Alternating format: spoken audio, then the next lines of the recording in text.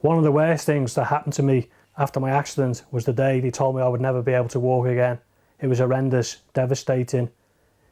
If you take risks on site, it might be you next.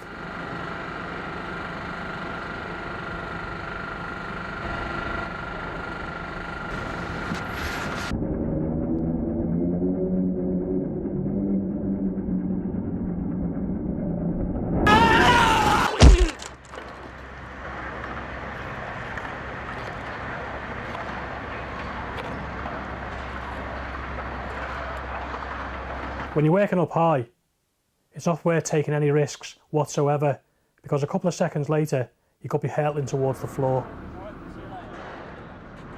Just think, is it worth it? What effect is it going to have on your family? Where's the money going to come from? Do you really want your kids to grow up without a father? That's the reality.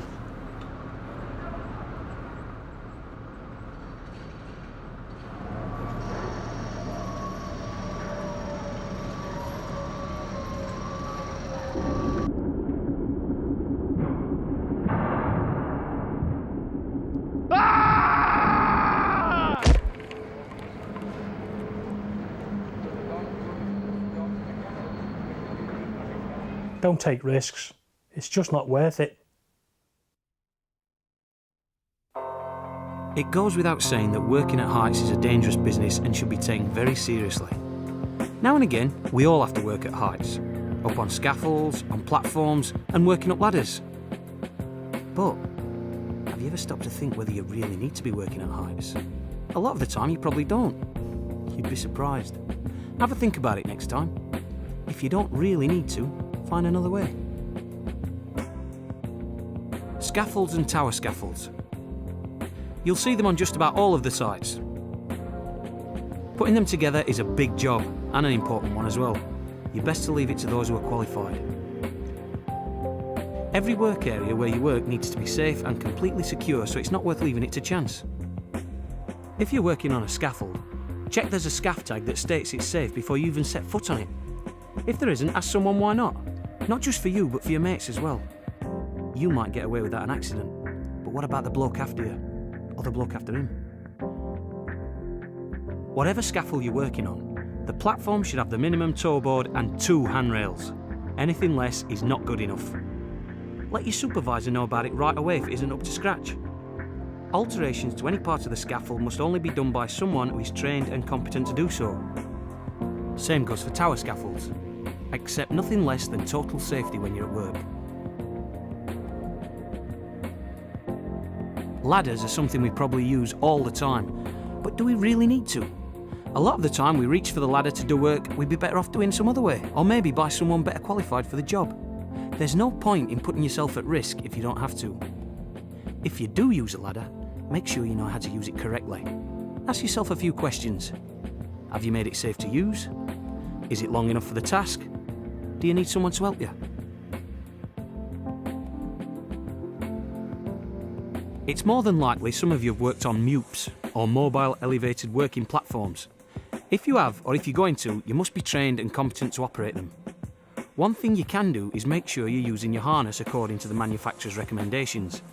It's a simple thing to do, but it can make a big difference. As well as looking out for yourself and your mates, you need to make sure everyone on site is safe, especially when you're working up on a MUP, where you could be dropping tools or materials over another work area. Your best bet is to make sure you cordon off a work area before you start. On some sites, you might work with a safety net. It's another precaution that's taken as a further level of safety, and any extra protection has got to be a good thing. Again, just keep in mind that the net should only be put together by those who are competent.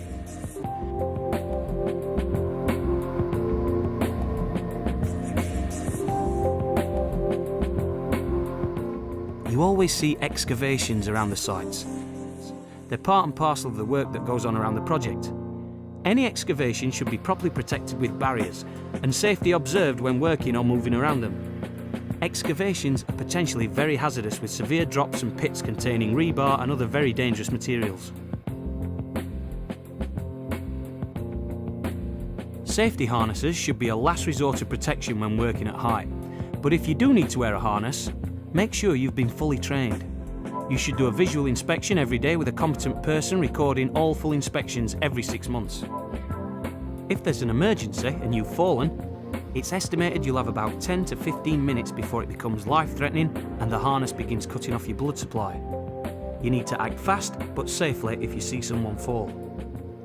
Make sure you know how to effect a successful rescue plan and move quickly. If you don't know what your rescue plan is, ask your supervisor. Your mate's life might depend on it. Make sure you're happy with every part of your harness and where you're going to be fixing it onto your workplace.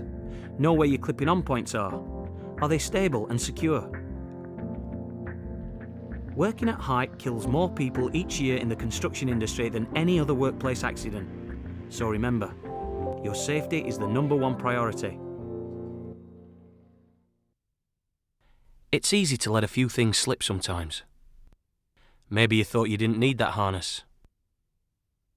Maybe you should have asked your mate to help you out with that ladder. It's not just your life you're affecting.